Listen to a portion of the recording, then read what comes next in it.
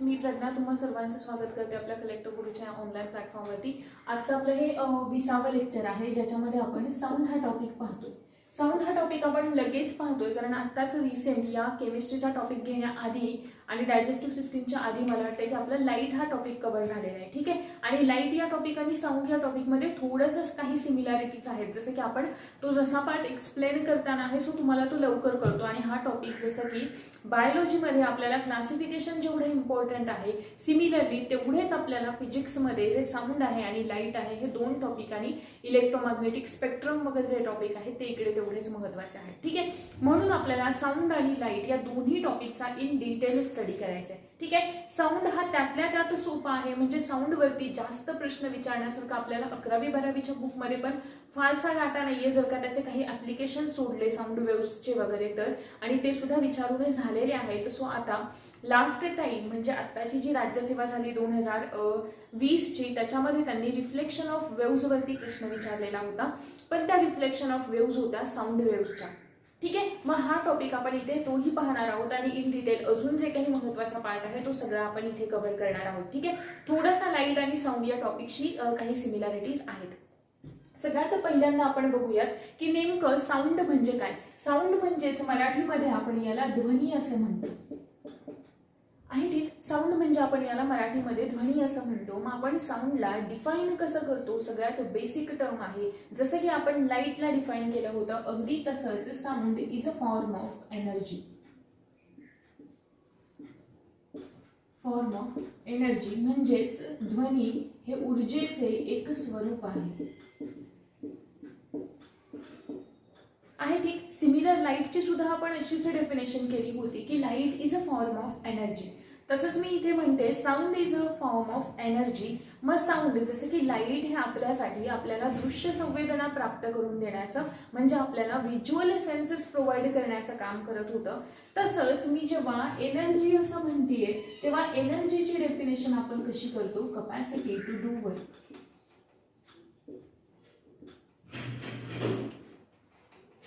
आहे, बरोबर, capacity to do work. मग जसं लाईट आपल्याला व्हिज्युअल सेन्सेस प्रोव्हाइड करण्याचं काम करत होती, वर्क करत होती, तसं इथे आपल्याला साऊंड आपल्यासाठी कोणतं कार्य करतंय, तर साऊंड आपल्याला व्हिज्युअल सेन्सेस साऊंड आपल्याला ऑडिटरी सेन्सेस म्हणजे ऐकण्याची संवेदना प्राप्त करून देण्याचं काम करतं आहे, ठीक। इथपर्यंत मी असं म्हणाले sound is a form of energy. Energy म्हणजे आपण डिफाईन केलं कपॅसिटी टू डू वर्क। मग साऊंड आपल्यासाठी कोणतं कार्य करतं, तर आपल्याला ऐकण्याची संवेदना प्राप्त करून देण्याचं कार्य करतं। हे तर एवढं कन्फर्म झालं।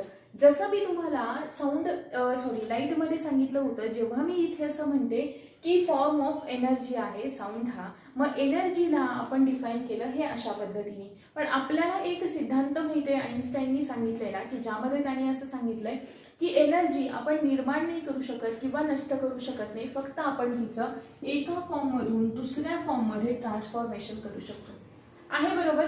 एका फॉर्म मधून दुसऱ्या फॉर्म मध्ये ट्रान्सफॉर्मेशन करू शकतो। मग इथे सुद्धा या साऊंडचा कोणता ना कोणता तरी सोर्स असणार आहे, बरोबर। मग साऊंडचा सोर्स किंवा साऊंडची निर्मिती होते कशी, हा त्यानंतरचा महत्त्वाचा मुद्दा, की प्रोडक्शन ऑफ साऊंड कसं होतं किंवा ध्वनीची निर्मिती कशी होते आहे, ठीक। मग ध्वनीच्या निर्मितीमध्ये सगळ्यात महत्त्वाची किंवा ध्वनीची निर्मिती होण्यासाठी, साऊंडचं प्रोडक्शन होण्यासाठी सगळ्यात बेसिक टर्म जी गरजेची असते ती आहे किंवा ती म्हणजे व्हायब्रेशन। जी संकल्पना ध्वनीच्या निर्मितीसाठी कारणीभूत असते किंवा जी कन्सेप्ट ध्वनीच्या साऊंडच्या प्रोडक्शनसाठी रिस्पॉन्सिबल असते तिला आपण म्हणतो व्हायब्रेशन्स असं, ठीक आहे। मग हे व्हायब्रेशन जसं की आपल्याला आवाज जेव्हा ऐकू येतो किंवा कोणताही ध्वनी जेव्हा निर्माण होतो तेव्हा काय होतं, त्या वस्तूचं व्हायब्रेशन होतं, ठीक आहे। आणि जेव्हा आपल्याला जो साऊंड ऐकू येतो, जेव्हा एखाद्या वस्तूचं व्हायब्रेशन होतं तेव्हा तो आपल्याला आवाज ऐकू येतो। जेव्हा ते व्हायब्रेशन्स व्हायचे थांबतात तर तेव्हा आपल्याला ऐकू येणारा जो ध्वनी आहे किंवा आवाज आहे तो सुद्धा काय होतो, थांबतो। हे झालं म्हणजेच आपण काय म्हणतोय, व्हायब्रेशन हा त्याचा फर्स्ट फॉर्म आहे आणि त्याचं कन्व्हर्जन कोणत्या एनर्जीमध्ये होतंय, साऊंड एनर्जीमध्ये होतंय।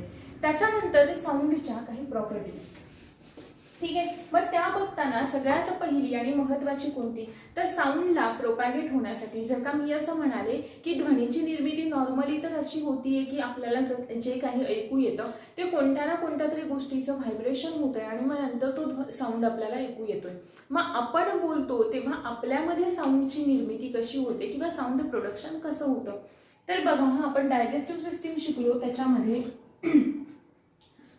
एक मी सांगितलेलं होतं सॉरी नॅसल कॅव्हिटी आणि बकल कॅव्हिटी या दोघांना कनेक्ट करणारा किंवा या दोघांसाठी असलेला जो कॉमन पॅसेज आहे त्याला आपण फॅरिंग्ज असं म्हणतो. तिथून पुढे खाली गेल्याच्या नंतर जेव्हा इकडे दोन्ही ट्रॅकिया वेगळे होतात ना, तिकडे एक स्ट्रक्चर असतं ज्याला आपण साऊंड बॉक्स असं म्हणतो नाही का. फॅरिंग्सच्या इकडे एक साऊंड बॉक्स असतो आणि बरोबर त्या साऊंड बॉक्समध्ये दोन व्होकल कॉर्ड असतात. कोण असतात? Vocal cord.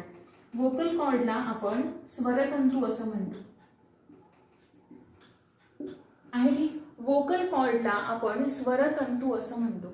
मग हे जे स्वरतंतू आहेत, आता बघा मी असं म्हणाले की आपण जेव्हा श्वास आत घेतो ना तेव्हा काय होतं, सॉरी आपण श्वास जेव्हा बाहेर सोडतोय तेव्हा आपल्यामध्ये ध्वनीची निर्मिती होते. आपण ट्राय जरी केले ना की श्वास आत घेऊन बोलण्याचं तरी ते आपल्याला जमत नाही. ठीक आहे. मग जेव्हा आपण श्वास बाहेर सोडतो तेव्हा या व्होकल कॉर्डच्या मध्ये जो स्पेस असतो तिकडे काय असते, एअर असते, कारण आपण तीच बाहेर टाकतोय नाही, बरोबर आहे.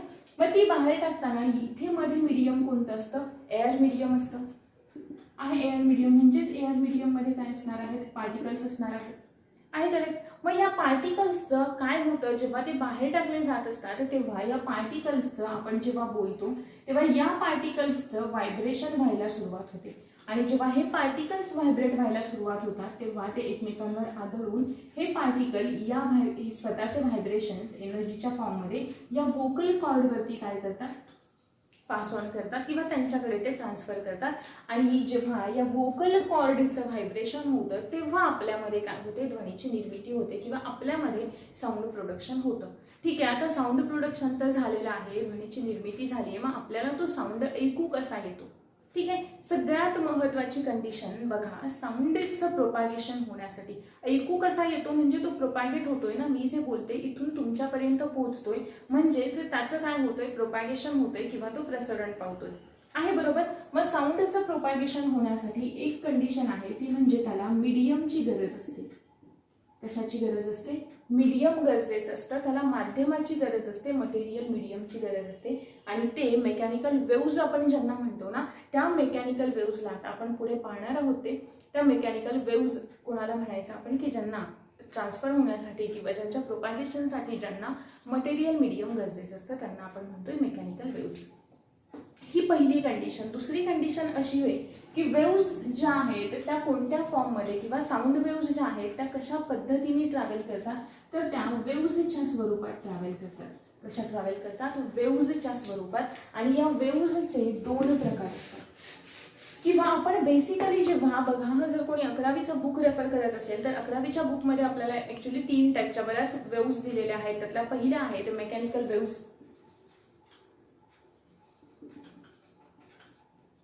मेकॅनिकल वेव्ज आहेत. ठीक आहे. मेकॅनिकल वेव्ज कोणाला म्हणायचं, की ज्यांचं प्रोपॅगेशन होण्यासाठी मटेरियल मीडियम गरजेचं आहे.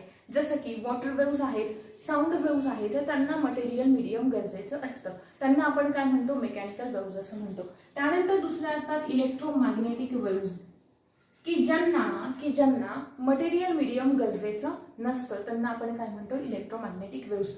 मग या मेकॅनिकल वेव्ज मध्ये आपल्याला दोन प्रकार पाहायला मिळतात. तर सगळ्यात पहिला म्हणजे ट्रान्सव्हर्स वेव्ज आणि दुसरा लॉन्जिट्युडिनल वेव्ज.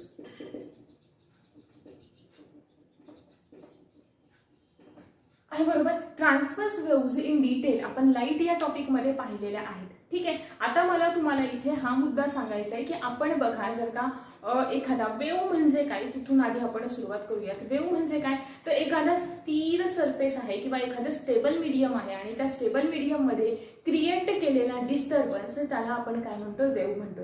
म्हणजे असं कन्सिडर करूयात की पाणी आहे, स्थिर असं स्टेबल असं पाणी आहे. त्या पाण्यामध्ये तुम्ही एखादा खडा टाकलात तर काय तयार होतात, वेव्ज तयार होतात. आहे बरोबर. किंवा तुम्ही एखाद्या बाउलमध्ये पाणी घ्या, ठीक आहे, आणि त्याचा जो सरफेस आहे तो असा थोडासा स्टेबल होऊ द्या आणि त्याच्यामध्ये फक्त जरी आपण असं बोट बुडवलं अगदी अलगद असं तरी सुद्धा त्याच्यामध्ये वेव्ज क्रिएट होतात की ज्या आतून बाहेर म्हणजे आउटवर्ड डिरेक्शनला त्यांचं काय होत असतं, प्रसरण होत असतं. आणि त्या वेव्ज तोपर्यंत पसरत जातात ज्यांना आपण प्रोग्रेसिव्ह वेव्ज असं सुद्धा म्हणतो किंवा ट्रॅव्हलिंग वेव्ज असं सुद्धा म्हणतो. त्या तोपर्यंत त्या पसरत जातात जोपर्यंत कोणत्या तरी ऑब्स्टॅकलनी किंवा कोणत्या तरी एखादा तो कंटेनर आहे समजा, मग त्याच्या बॉर्डरनी जोपर्यंत त्याला थांबवत नाही तोपर्यंत त्या वेव्ज काय होत राहतात, प्रसरण पावत राहतात.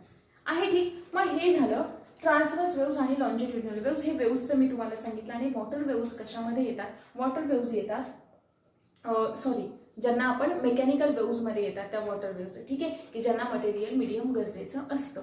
आता त्याच्यानंतर आपला इथे मुद्दा आहे की ट्रान्सव्हर्स वेव्ज आणि लॉन्जिट्युडिनल वेव्ज या दोघांमधला डिफरन्स काय आहे. तर बेसिकली ट्रान्सव्हर्स वेव्ज मी तुम्हाला लाईट या टॉपिकला एक्सप्लेन केले तरी सुद्धा एकदा थोडक्यात सांगून देते की ट्रान्सव्हर्स वेव्ज आपण त्यांना म्हणतो की ज्यांच्यामध्ये या दोघांना आपण कशाच्या आधारावर ग्रुपिंग करतो माहितीये का, की यांच्यामध्ये असलेल्या या ज्या मीडियम मधून हे होत आहेत किंवा या वेव्सचे जे पार्टिकल्स आहेत त्या पार्टिकल्सचं ऑसिलेशन कसं होतंय, त्या पार्टिकल्सचं ऑसिलेशन कसं होतंय या आधारावरती आपण यांना काय करतो, क्लासिफाय करतो. मग जेव्हा मी ट्रान्सव्हर्स वेव्ज असं म्हणते म्हणजे अवतरंग आणि लॉन्जिट्युडिनल म्हणजे अनुतरंग, ठीक आहे. मराठीमध्ये ट्रान्सव्हर्स वेव्ज म्हणजे ही जर का समजा तुमची मेन पोझिशन आहे, ओके, या डिरेक्शन मध्ये तुमची वेव्ह काय करते, या डिरेक्शन मध्ये ट्रॅव्हल करतीये, प्रवास करतीये, ठीक आहे. मग ट्रान्सव्हर्स वेव्स मध्ये काय होतं तर ज्या डिरेक्शन मध्ये तुमची वेव्ह ट्रॅव्हल करते त्या डिरेक्शनला पार्टिकल्सचं होणारं ऑसिलेशन कसं असतं, आहे खाली आहे वर आहे, ओके. अशा पद्धतीने काय होतं त्या पार्टिकल्सचं ऑसिलेशन होतं. म्हणजेच मी त्यांना परपेंडिक्युलर असं म्हणू शकते. त्यांना आपण काय म्हणतोय, ट्रान्सव्हर्स वेव्ज असं म्हणतोय. इकडे लॉन्जिट्युडिनल वेव्ज मध्ये काय होतं की जर का वेव्जच्या पार्टिकल्सचं ऑसिलेशन हे ज्या डिरेक्शन मध्ये वेव्ह ट्रॅव्हल करतीये त्या डिरेक्शनला काय होतं, पॅरलल होतं, त्या डिरेक्शनला पॅरलल होतं. फॉर एक्झाम्पल आपण कन्सिडर करूया की हा एक साऊंड सोर्स आहे. मी जसं मगाशी सांगितलं की मीडियमची गरज आहे. हा एक साऊंड सोर्स आहे म्हणजे याच्यापासून ध्वनीची निर्मिती होते, त्याला आपण साऊंड सोर्स असं म्हणतोय, ठीक आहे. इकडे आजूबाजूला काय आहेत, एअर पार्टिकल्स आहेत, ओके. म्हणजे एअर पार्टिकल्स आहेत म्हणजेच काय आहे, मीडियम आहे बरोबर. मग जेव्हा ह्या साऊंड सोर्स पासून ध्वनीची निर्मिती होतीये तेव्हा इकडचे जे बाजूचे पार्टिकल्स असतात ते काय होतात, व्हायब्रेट व्हायला सुरुवात होते, ठीक आहे. आणि जेव्हा लॉन्जिट्युडिनल वेव्ज किंवा साऊंड वेव्ज या पास होत असतात किंवा ट्रॅव्हल करत असतात एखाद्या मीडियम मधून तेव्हा ते मीडियम अल्टरनेट कॉम्प्रेशन आणि रेअरफॅक्शन मध्ये डिवाइड केलं जातं. मी तुम्हाला सांगते पुढे हे म्हणजे काय सगळं आहे ते. आता आपण फक्त इथे काय बघूया की याला लॉन्जिट्युडिनल वेव्ज का म्हणायचं आणि पार्टिकल्सचं ऑसिलेशन कसं होतं ते, ठीक आहे. मी असं म्हणाले की जर का हे दोन पार्टिकल्स आहेत आपण कन्सिडर करूया. इथे आपला साऊंड सोर्स आहे, हा पार्टिकल व्हायब्रेट व्हायला सुरुवात झाली, हा व्हायब्रेट व्हायला सुरुवात झाली जाऊन पुढच्या पार्टिकल वरती आदळला, स्वतःची व्हायब्रेशनच्या फॉर्म मध्ये असलेली एनर्जी या पार्टिकलला दिली आणि पुन्हा स्वतःच्या मूळ जागी परत आला. म्हणजे हा पार्टिकल आहे, ठीक आहे, हा एक पार्टिकल आहे, तो व्हायब्रेट होतोय, जाऊन याच्यावरती आदळला, स्वतःची व्हायब्रेशनच्या फॉर्म मधली एनर्जी याला दिली आणि स्वतःच्या मूळ जागी परत आला, ठीक आहे. हा पुन्हा या व्हायब्रेट व्हायला सुरुवात झाली, पुढच्या पार्टिकल वरती जाऊन आदळला, पुन्हा स्वतःच्या मूळ जागी परत आला. म्हणजेच काय होतंय तर या मेन पोझिशनला ज्या डिरेक्शन मध्ये ती वेव्ह ट्रॅव्हल करते त्याला पुढे आणि मागे त्यालाच आपण म्हणतोय टू आणि फ्रो मोशन मध्ये काय होतं, या पार्टिकल्सचं ऑसिलेशन होतं आणि म्हणून आपण यांना लॉन्जिट्युडिनल वेव्ज असं म्हणतो, ठीक आहे. आता या दोघांमधला बेसिक डिफरन्स काय किंवा या दोघांना आपण कशा पद्धतीने अजून कोणते वेगळे मुद्दे आहेत या दोघांमध्ये, तर बघा सगळ्यात पहिला मुद्दा कोणता, जेव्हा ट्रान्सव्हर्स वेव्ज एखाद्या मीडियम मधून जाते, ट्रान्सव्हर्स वेव्ज एखाद्या मीडियम मधून जाते. आता तुम्ही असं म्हणाल की जेव्हा मी इथे म्हणाले की ट्रान्सव्हर्स काही वेव्ज ज्या असतात जसं की ट्रान्सव्हर्स वेव्ज आपण लाईटला सुद्धा ट्रान्सव्हर्स वेव्ज असंच म्हणतो ना, मग तिकडे तर लाईटला मीडियमची गरज नसते. मग इथे असं म्हणतोय की लाईट ट्रान्सव्हर्स वेव्ज ना मीडियम गरजेचं असतं नाही का. मेकॅनिकल वेव्सचेच हे दोन फॉर्म आहेत, पण लाईट हा इलेक्ट्रोमॅग्नेटिक वेव्सचा सुद्धा काय आहे, पार्ट आहे. सो त्याला काही नाही लागत, मीडियमची गरज लागत नाही. ते मीडियम नसताना सुद्धा व्हॅक्यूम मध्ये सुद्धा लाईट काय करू शकतो, पास होऊ शकतो. ठीक आहे. बघा ट्रान्सव्हर्स वेव्स, जेव्हा ट्रान्सव्हर्स वेव्ह एखाद्या मीडियम मधून ट्रॅव्हल करते तेव्हा ती त्या मीडियमला अल्टरनेट क्रेस्ट आणि ट्रफ मध्ये काय करते, डिवाइड करते. ठीक आहे. आणि तेच जेव्हा लॉन्जिट्युडिनल वेव्स एखाद्या मीडियम मधून पास ऑन एक ट्रॅव्हल करत असते, प्रवास करत असते, तेव्हा ती त्या मीडियमला अल्टरनेट कॉम्प्रेशन म्हणजेच आपण याला संपीडन असं म्हणतो, आणि विरलन म्हणजेच कॉम्प्रेशन आणि रेअरफॅक्शन,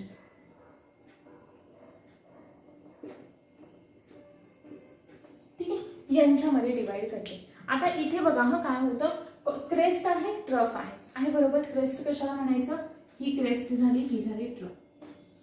ही तुमची काय आहे, वेव्ह, ही झाली क्रेस्ट, ही झाली ट्रफ. पुढे ही वेव्ह अशाच पद्धतीने पुढे जाणार आहे.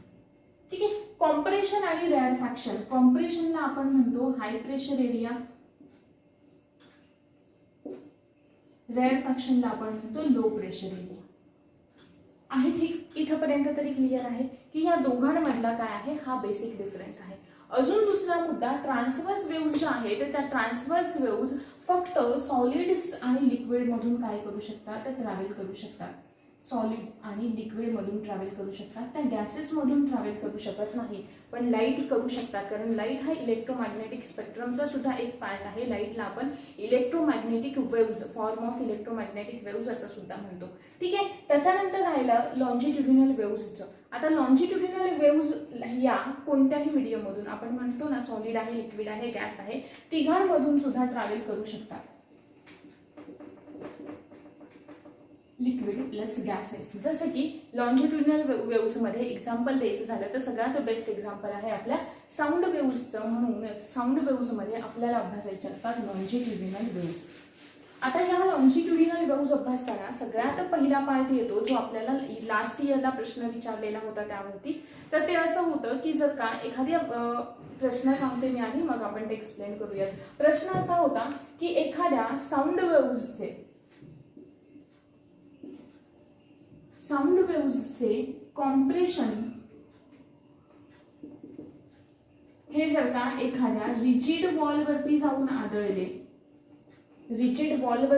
आदळले किंवा रिजिड सरफेसवरती एखाद्या भिंतीवर जाऊन आदळले तर त्याचं रिफ्लेक्शन कसं होईल, होतं. ठीक आहे. आणि खाली तुम्हाला ऑप्शन दिलेले होते की नाही 180 डिग्री मध्ये ऍज अ कॉम्प्रेशन म्हणून रिफ्लेक्ट होतील, किंवा फक्त कॉम्प्रेशन ऍज अ कॉम्प्रेशन म्हणूनच रिफ्लेक्ट होतील विदाउट एनी फेज चेंज. काही म्हणाले होते रेअरफॅक्शन म्हणून रिफ्लेक्ट होतील, फेज चेंज एवढी असेल, काही अजून काही असं बरंच झालं. ठीक आहे. पण आता या प्रश्नाचं उत्तर देण्याच्या आधी आपल्याला वेव्हजच्या बाबतीतले काही पॅरामीटर्स माहीत असणं गरजेचं आहे. ठीक आहे. बघूयात ते आधी आणि त्याच्यानंतर आपण जाऊयात या प्रश्नाकडे. ठीक आहे. सगळ्यात पहिला मुद्दा येतो वेव्हज पाहताना, तो म्हणजे एक मिनिट फक्त, आता पुढे जेव्हा ते तुम्हाला सांगताना येईल ना तेव्हाच मी ते एक्सप्लेन करते. ठीक आहे. सगळ्यात पहिलं ही जर का वेव्ह आहे, ही एक वेव्ह आहे असं मी म्हणाले. ठीक आहे. तर सगळ्यात पहिला आणि बेसिक मुद्दा येतो की याची वेव्हलेंथ,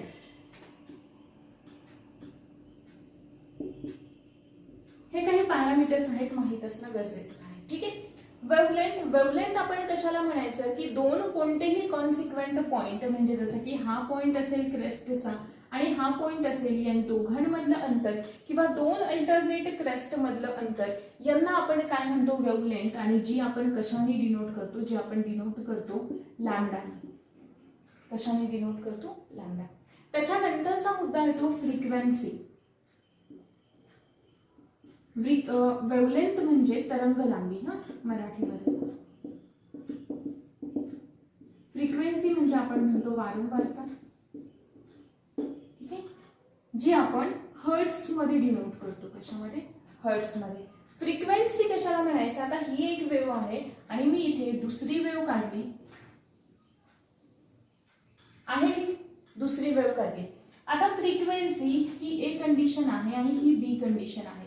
मग फ्रिक्वेन्सी आपण कशी म्हणणार कोणती? बघा, हा मी असं म्हणाले की एका सेकंड मध्ये सुद्धा ही वेव्ह एवढी पास होते आणि ही सुद्धा 1 सेकंड मध्येच होते, आहे ठीक. मग याने किती सायकल कंप्लीट केले? आता सायकल म्हणजे पण सांगते. बघा, हे 1 2 आणि 3, ठीक आहे. पहिल्याने 3 केले आणि याने किती केले? हे 1, ओके, 2 3 4 आणि 5, याने किती केले?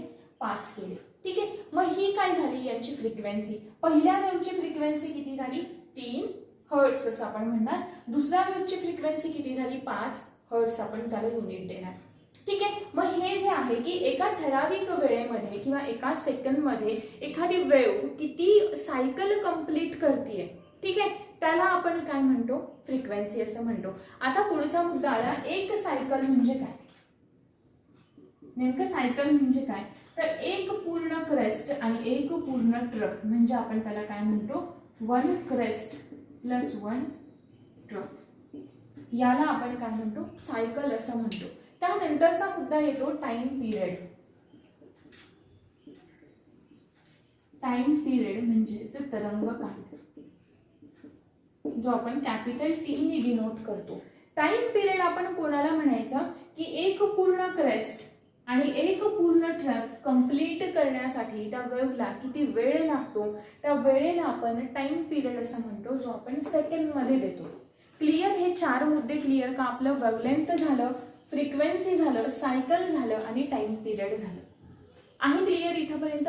जर का मी लॉन्जिट्युडिनल वेव्हच्या बाबतीत म्हणायला झाले तर जेव्हा लॉन्जिट्युडिनल वेव्ह एका मीडियम मधून दुसऱ्या मीडियम मध्ये जात असते तेव्हा ती त्या मीडियमला अल्टरनेट कॉम्प्रेशन आणि रेअरफॅक्शन मध्ये काय करते? डिवाइड करते. आता कॉम्प्रेशन म्हणजे कोणता? तर हाय प्रेशर एरिया. तुम्हाला इथे दिसतंय की जिकडे मी तुम्हाला जास्त डार्क अशा लाईन दाखवलेल्या आहेत, जवळ असलेल्या लाईन, क्लोज असलेल्या लाईन दाखवलेल्या आहेत, त्याला मी कॉम्प्रेशन असं म्हटलं किंवा संपीडन म्हणजेच हाय प्रेशर एरिया. आणि दुसरा आहे रेअरफॅक्शन म्हणजेच लो प्रेशर एरिया. इथपर्यंत क्लिअर आहे? ठीक आहे. म्हणजे हे झालं साऊंड वालं. थोडक्यात आपण लॉन्जिट्युडिनल वेव्हज पाहिल्या, ट्रान्सव्हर्स वेव्हज पाहिल्या आणि काही वेव्हजचे पॅरामीटर्स पाहिले. आता आपल्याला बघायचं आहे लॉन्जिट्युडिनल वेव्हजचं रिफ्लेक्शन कसं होतं. आता कॉम्प्रेशन आणि रेअरफॅक्शन तर तुम्हाला कळालेच आहे, सो आता ते पुन्हा आपण इकडे एक्सप्लेन नको करूयात. आपण बघूयात लॉन्जिट्युडिनल वेव्हजच्या रिफ्लेक्शनमध्ये 2 कंडिशन महत्त्वाच्या आहेत, ठीक आहे. पहिली कंडिशन कोणती आहे? पहिली कंडिशन बघताना किंवा पहिली केस म्हणूयात, पहिल्या केसमध्ये आपल्याला बघायचे की ती वेव्ह रेअर मीडियम कडून चालले डेन्सर मीडियम कडे. कुठे चालले? डेन्सर मीडियम कडे. आणि रिफ्लेक्ट कशावरून होते? डेन्सर मीडियम वरून रिफ्लेक्ट होणार आहे. आणि दुसरी केस आपल्याला बघायची आहे की जेव्हा डेन्सर कडून ती रेअर मीडियम कडे चालली, ठीक आहे, आणि याच्यावरून आता ती रिफ्लेक्ट होणार आहे. अशा 2 केसेस आपल्याला लॉन्जिट्युडिनल वेव्हजच्या रिफ्लेक्शन मध्ये बघायचे, ठीक आहे. रिफ्लेक्शन म्हणजे काय? लाईट मध्ये जे रिफ्लेक्शन पाहिलेलं होतं, लाईट मध्ये जे रिफ्लेक्शनचे लॉज आपण पाहिलेले होते, सगळे सेमपणे किंवा सारख्यापणे आपल्याला साऊंड मध्ये सुद्धा अप्लाय होतात, ठीक आहे. म्हणून लाईट हा टॉपिक आपण एवढ्या डिटेलमध्ये घेतलेला आहे. मग आता मी ते इथे एक्सप्लेन करणार नाहीये. तुम्हाला माहिती आहे रिफ्लेक्शन काय आहे, सगळं माहिती आहे. रिफ्लेक्शन एकदा सांगून देते फक्त, नको जर नाही नसेल कोणाला आठवत तर मग पुढची सगळीच कन्सेप्ट ती बाजूला राहील, हो ना. बघा, रिफ्लेक्शन आपण कशाला म्हणतो की आता साऊंड आहे, ओके, इथे एक मीडियम आहे, साऊंड इकडून आला, याच्यावरती आदळला, आता काय होणार आहे? याच्यावरून थोडा परत फिरणार आहे, ठीक. मग हा जो इकडे रिफ्लेक्ट झाला ना, म्हणजे त्याच्यावरूनच आदळून पुन्हा परत आला, त्यालाच आपण काय म्हणतो? रिफ्लेक्शन असं म्हणतो, ठीक आहे. रिफ्लेक्शनचे रूल काय? तर इन्सिडेंट रे आहे, रिफ्लेक्टेड रे आहे, नॉर्मल आहे, एकाच प्लेन मध्ये असतात.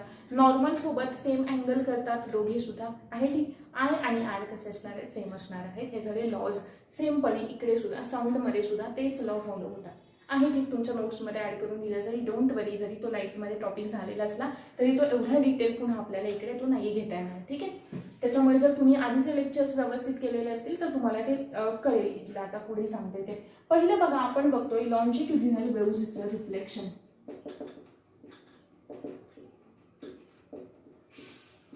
आणि अजून एक मुद्दा बरं का, हे जे काही पॉइंट्स आहेत ना किंवा हे जे काही मुद्दे आहेत, आता हे तुम्हाला जे रिफ्लेक्शन दिलंय ना, वेव्हजचं जे रिफ्लेक्शन दिलंय, ऍक्च्युअली लॉन्जिट्युडिनल वेव्हज या कशाचा प्रकार आहे? म्हणजे साऊंड वेव्हज या लॉन्जिट्युडिनल वेव्हजचा प्रकार आहे. आणि आपल्याला प्रश्नामध्ये काय विचारलेलं होतं की साऊंड वेव्हज जर का रिफ्लेक्ट होत आहे, काय होत आहे? साऊंड वेव्स रिफ्लेक्ट होत आहेत कशावरून, वॉलवरून रिफ्लेक्ट होत आहेत. तर कसं रिफ्लेक्शन होईल? मग साऊंड वेव्स या कशाचा प्रकार आहेत? लॉन्जिट्युडिनल वेव्हचा प्रकार आहेत. म्हणजेच त्यांनी आपल्याला याचंच विचारलंय ना, लॉन्जिट्युडिनल वेव्हचंच रिफ्लेक्शन विचारलंय. आता हा पार्ट तुम्हाला दिलाय 12वीच्या बुकमध्ये, सुपरपोजिशन ऑफ वेव्ज नावाचा एक 6 नंबरचा की 8 नंबरचा, मला वाटते 6 नंबरचा एक टॉपिक आहे. त्याच्यामध्ये तुम्हाला हे रिफ्लेक्शन दिलेलं आहे, ट्रान्सवर्स वेव्हचं सुद्धा आणि लॉन्जिट्युडिनल वेव्हचं सुद्धा. ठीक आहे. त्याच्यानंतर लाईटचे सुद्धा काही असे टॉपिक आहेत की 12वीच्या स्टेट बोर्डमध्ये काही दिलेत, काही 11वीच्या स्टेट बोर्डमध्ये दिलेत. म्हणजे तुम्हाला एकाच बुकमधले जवळजवळ 2-3 चॅप्टर काय करावे लागतात, त्यासाठी रीड करावे लागतात. सो तुम्ही लेक्चर व्यवस्थित करत जा, कारण इकडे तुम्हाला तो सगळा पार्ट एकदम म्हणजे एनसीईआरटीज म्हणा, स्टेट बोर्ड म्हणा, तो सगळा तुमचा इथे बऱ्यापैकी त्याच बुक रेफर करून तुमचा इकडे घेतला जातो. सो ते व्यवस्थितपणे लेक्चर करत जा, स्वतःच्या नोट्स प्रिपेअर करत जा, जरी तुम्हाला त्या नोट्स मिळणार असल्या तरी सुद्धा. ठीक आहे. हे झालं म्हणून सांगते की थोडंसं व्यवस्थितपणे करा, कारण आपल्याकडून एवढे स्टेट बोर्ड वाचून होत नाही, तर त्याच्यामुळे व्यवस्थित लेक्चर करा.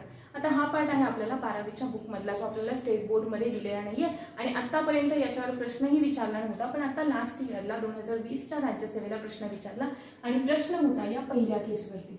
ठीक आहे. म्हणून लास्ट टाइम लाईटमध्ये सुद्धा मी तुम्हाला ट्रान्सवर्स वेव्हचं रिफ्लेक्शन सुद्धा सांगितलेलं आहे. त्याच्या 4ही केसेस तुम्हाला सांगितलेले आहेत.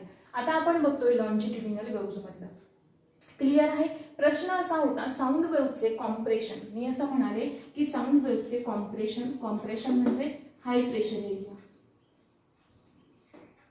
ओके, हा हाय प्रेशर एरिया जाऊन एखाद्या रिजिड वॉल वरती आदळेला. ही आहे रिजिड वॉल. ठीक आहे. तर त्याचं रिफ्लेक्शन कसं होईल? इथे कॉम्प्रेशन आहे म्हणजे इकडे काय असणार आहे? रेअरफॅक्शन. पुन्हा इकडे काय असेल? कॉम्प्रेशन.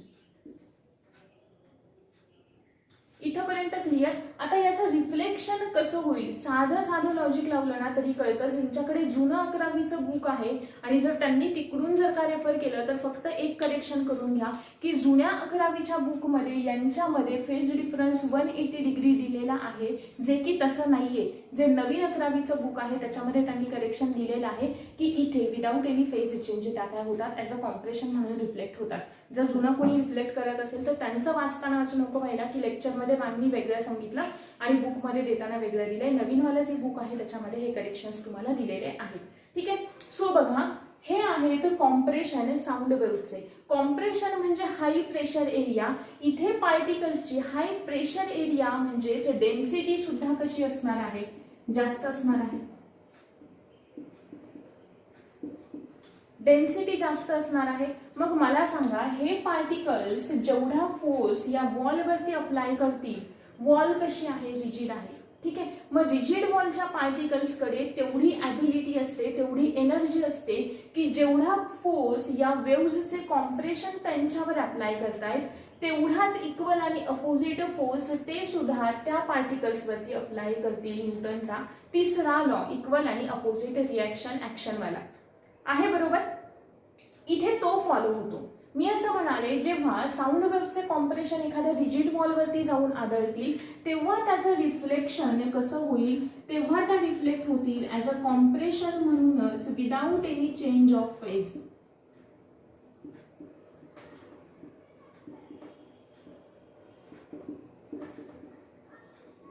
आता फेज म्हणजे काय? फेज म्हणजे पार्टिकल्सचं ऑस्सिलेशन कशा पद्धतीने होतंय ती म्हणजे फेज आहे. ठीक. प्रोग्रेसिव्ह वेव्हज मध्ये काय होतं बघा, पार्टिकल टू पार्टिकल ऑस्सिलेशन किंवा यांची जी फेज आहे ती प्रत्येक पार्टिकलची काय होत असते?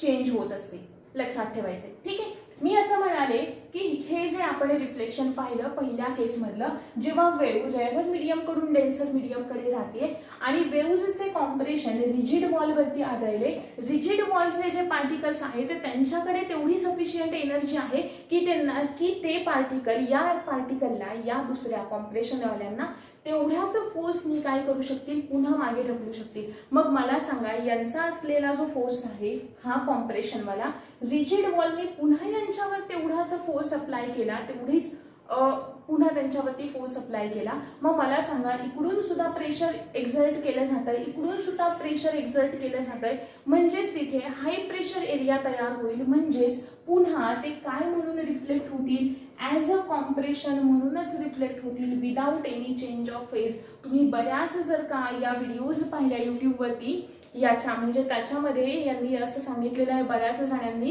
की तिकडे 180चा फेज डिफरन्स असतो. ठीक आहे, पण तसं आन्सर नाहीये. तुम्हाला ते 12वीचं जे सुपरपोजिशन ऑफ वेव्स नावाचा टॉपिक आहे त्याच्यामध्ये त्यांनी खूप छानपणे एक्सप्लेनेशन दिलंय की जी पहिली केस आहे त्या पहिल्या केसमध्ये कोणताही फेज चेंज होत नाही, म्हणजेच कॉम्प्रेशन हे ॲज अ कॉम्प्रेशन म्हणूनच परत फिरतात without any change of phase. आणि तेच उत्तर बरोबर आहे की जे आपल्या फायनल आन्सर की मध्ये सुद्धा तेच उत्तर बरोबर दिलेलं आहे.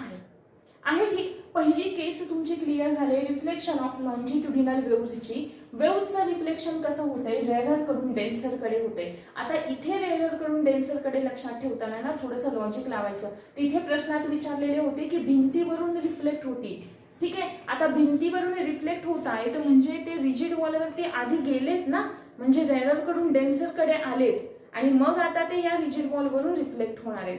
हे तिथे पटकन आपल्याला लिंक लागली पाहिजे, याच्यासाठी व्यवस्थित रीडिंग करताना सुद्धा हे तेवढंच केअरफुली करायचं आहे. ठीक आहे, दुसरी केस आहे डेन्सर टू रेअरर. ठीक आहे, मग रिफ्लेक्शन कोणाकडून होणार आहे, रेअरर मीडियम कडून होणार आहे. आता बघा मी हे पुसते, एवढं फक्त लक्षात ठेवा तुम्ही, हे रिजिड वॉल आहे. ठीक आहे, आता रिफ्लेक्शन होत आहे रेअरर मीडियम वरून. मी हे अशा पद्धतीने दाखवते जसं की आपल्याला स्टेट बोर्ड मध्ये जसं दिलेलं आहे ना अगदी सिमिलर तसंच. ठीक आहे, आता मी असं म्हणाले की डेन्सर मीडियमचे रेअरर मीडियम वरती काय जाऊन आढळले, कॉम्प्रेशन जाऊन आढळले. मी असं म्हणाले की कॉम्प्रेशन जाऊन आढळले. काय जाऊन आढळले, कॉम्प्रेशन. मग आता इथे काय होईल, सिमिलर लॉजिक लावा, अगदी न्यूटनचा तिसरा नियम आठवायचा. मला सांगा हे मीडियम कसं आहे, हे आहे डेन्सर मीडियम. ठीक आहे, आणि हे कसं आहे, रेअरर मीडियम. मग डेन्सर मीडियमचे पार्टिकल या रेअरर मीडियमच्या पार्टिकलवरती जेवढा फोर्स टाकतील तेवढी एनर्जी रेअरर मीडियमच्या पार्टिकलकडे असणार आहे का, ऑब्विसली नसणार आहे, कारण ते मीडियम रेअरर पार्टिकलचा रेअरर मीडियम आहे, म्हणजे त्यांच्याकडे पार्टिकल सुद्धा काय कमी आहेत, म्हणून तर ते रेअरर मीडियम आहे, त्यांची डेन्सिटी कमी आहे बरोबर. मग इथे लक्षात ठेवताना लक्षात ठेवायचं की जेव्हा डेन्सर मीडियम कडून रेअरर मीडियम कडे जाते वेव्ह आणि रेअरर मीडियम वरून रिफ्लेक्शन होतंय, तेव्हा रेअरर मीडियमच्या पार्टिकलकडे तेवढी एनर्जी नाहीये की ते यांना पुन्हा माघारी पाठवू शकतील. आणि काय होतं की हे त्यांच्यावरती फोर्स अप्लाय करेपर्यंत हे कॉम्प्रेशन गेले पुढे निघून आणि मागे याच्या काय राहणार आहेत, रेअरफॅक्शन. म्हणजे रेअरर मीडियम वरून जर का जाऊन कॉम्प्रेशन आढळत आहे तर रिफ्लेक्ट काय होतील, रिफ्लेक्ट होतात रेअरफॅक्शन. क्लिअर मुद्दा. आणि जर रेअरफॅक्शन जाऊन आढळले तर रिफ्लेक्ट काय होतील, कॉम्प्रेशन, व्हाईस वर्सा, अपोजिट एकमेकांना. क्लिअर, दोन्ही केसेस क्लिअर झाल्या का. आणि इथे मात्र फेज डिफरन्स 180 डिग्री लक्षात ठेवायचा. ठीक आहे, किंवा पाय रॅडियन्स असं सुद्धा आपण म्हणतो, 180 डिग्री किंवा पाय रॅडियन्स दोन्हीपैकी कोणतंही. क्लिअर, दोन्ही केसेस क्लिअर का. पहिली हे व्यवस्थित लक्षात ठेवायचं कारण नवीन मुद्दा आहे. मग असा जो थेरॉटिकल पार्ट आहे ना की ज्या टॉपिकवरती वारंवार प्रश्न विचारले जात आहेत, असा थेरॉटिकल पार्ट तुम्हाला याच्यामधून करायचा आहे. 11वी 12वी मधून तो मिस करायचाच नाही. आपल्याला ते कळतं की नाही कोणता रीड करायला हवा आणि कोणता नाही करायला हवा. ठीक आहे, त्यानंतर बघा हे झालं रिफ्लेक्शन ऑफ लॉन्जिट्युडिनल वेव्हज. आता त्याच्यानंतरचा आपला मुद्दा येतो पुढचा,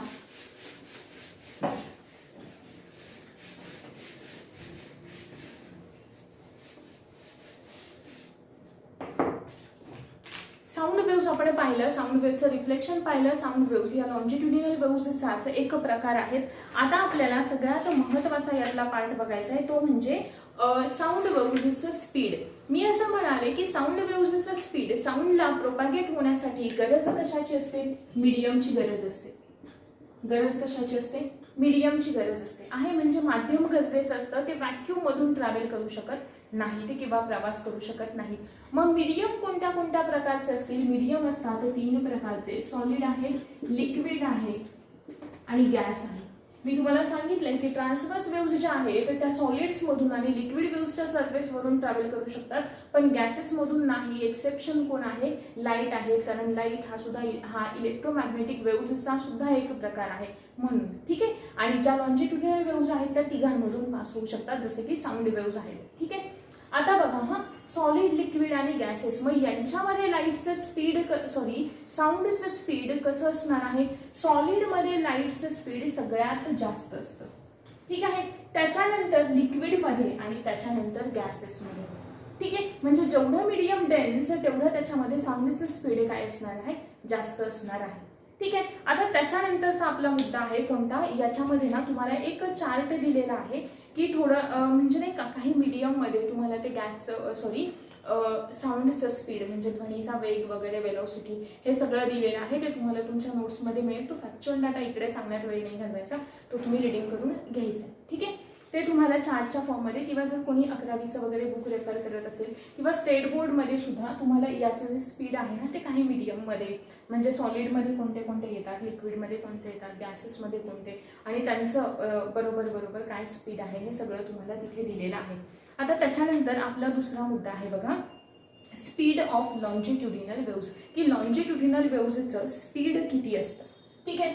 आता बघा हा, आपल्याला सॉलिड आणि लिक्विड्समध्ये ऑब्विसली मी तुम्हाला इथे सांगितलं की जास्त असतं, कमी असतं, ओके, ठीक आहे. पण एक मुद्दा इथे लक्षात ठेवायचा की सगळ्यात पहिल्यांदा लॉन्जिट्युडिनल वेव्हचं जे स्पीड आहे किंवा त्याची जी वेलोसिटी आहे त्या साऊंडची, याच्यावर सगळ्यात पहिल्यांदा कोणी सांगितलं आपल्याला? न्यूटननी सांगितलं, ठीक आहे. मग न्यूटन काय म्हणाला माहितीये का, की साऊंड वेव्ज जेव्हा किंवा लॉन्जिट्युडिनल वेव्ज जेव्हा मीडियम मधून ट्रॅव्हल करतायत, आपण न्यूटनचं बघतोय हा, ठीक आहे. न्यूटन असं म्हणाला की लॉन्जिट्युडिनल वेव्ज जेव्हा एखाद्या मीडियम मधून ट्रॅव्हल करतायत तेव्हा तिथे कोणताही काय नाही होत, कोणतीही हीट तयार नाही होत किंवा हीटचं ट्रान्सफर होत नाही, असं कोण म्हणाला? न्यूटन म्हणाला. मग हीटचं ट्रान्सफर होतच नाहीये म्हणजे ती काय राहते? कॉन्स्टंट राहते, आणि त्यालाच आपण आयसोथर्मल असं म्हणतो.